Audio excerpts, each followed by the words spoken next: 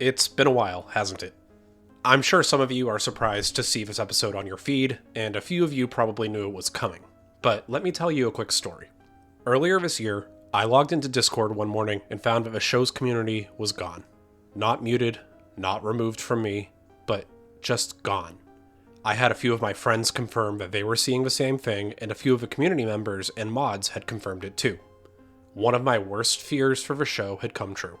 The community that we had built up, that I'd spent 2 years trying to maintain, was deleted. I'm not going to get into how it happened. I know exactly what happened, and the sorted parties and I were able to get through the tougher part of it. But the actual Discord, there was no way to bring it back. That left me absolutely demoralized and wrecked, if I'm being honest. It legitimately felt like a switch had been turned off for my passion for the show. At the time, the only thing I wanted to do was distance myself from it and move on, so that's pretty much what I did.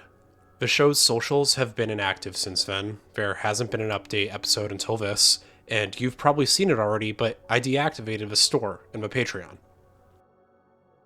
Okay then, so what am I doing with this? Well, I've had a little bit of time to reflect, and I've gotten myself into a better headspace, and I've decided to reintroduce the show to myself and to you, the listener.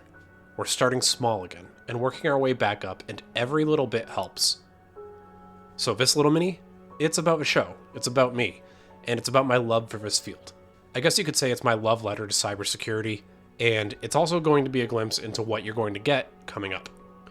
Now, as I'm telling the story, I always want to start with the show, but to get to the show, I feel like you need to understand a little bit about my story, and I won't spend too much time on this.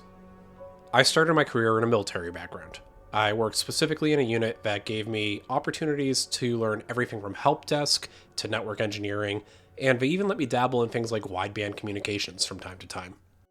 After I left that, I had the opportunity to work in network security. That's stuff like firewalls and the edge of your corporate network.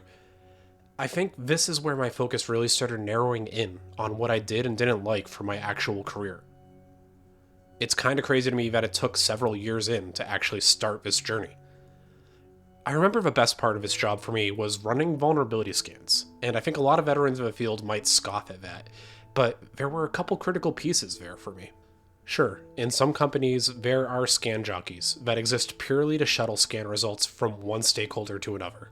But for me, I was helping to drive the remediation of these critical findings, so over time, it started getting me into understanding how these vulnerabilities worked, why we were trying to remediate them, and the impact it had.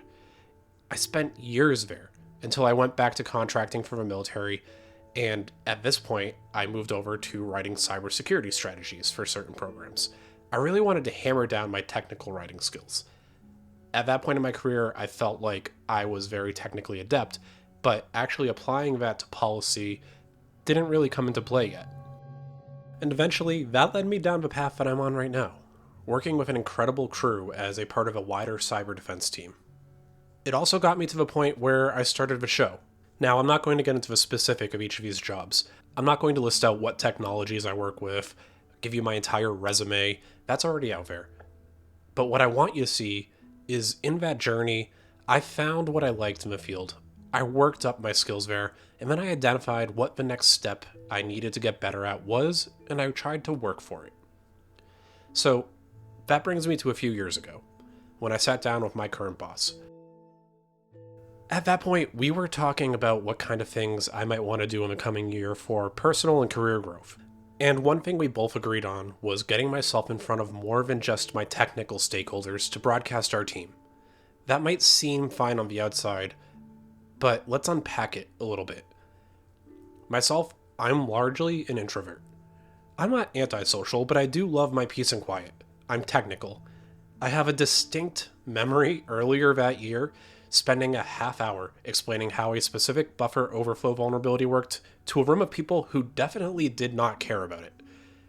The people I'm going to be presenting to, well, they're not even technical, so I need to figure out a way to get from point A to point B where I can capture their attention. So I had to identify what I needed to work on. I had to be able to present content that was technical to non-technical people. I had to explain why they should care, and I had to work on how I delivered that so that I didn't lose the engagement of these people.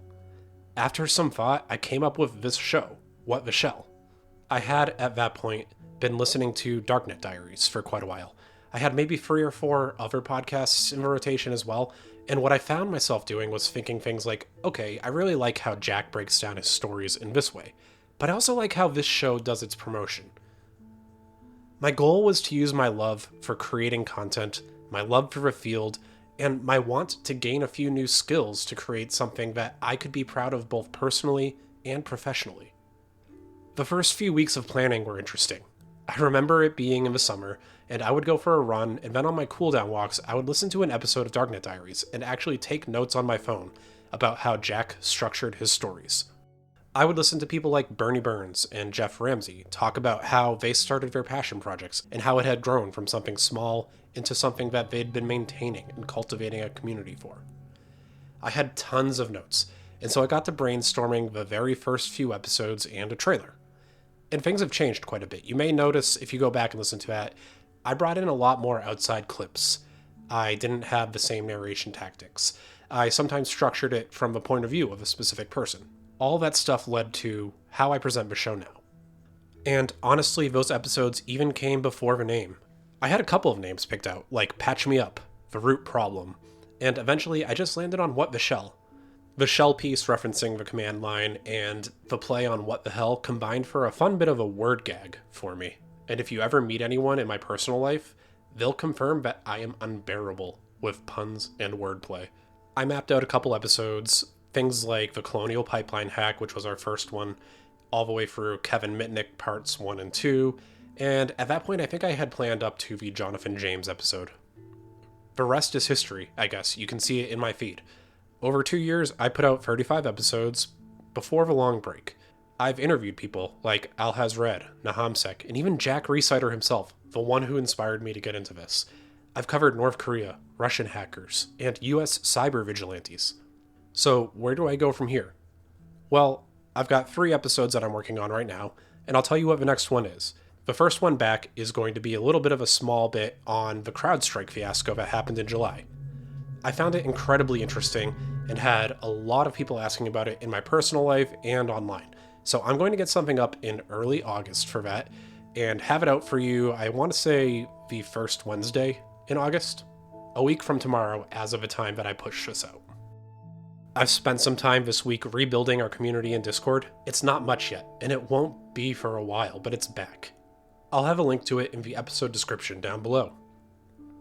I'm dialing a couple of things back though. Right now, there's no merch and there's no Patreon. I don't want to dive right back in at 200%. It's a recipe for getting burnt out. I've been there before and I am not interested in going back. So for now, it's just going to be episodes coming out again on a bi-weekly basis.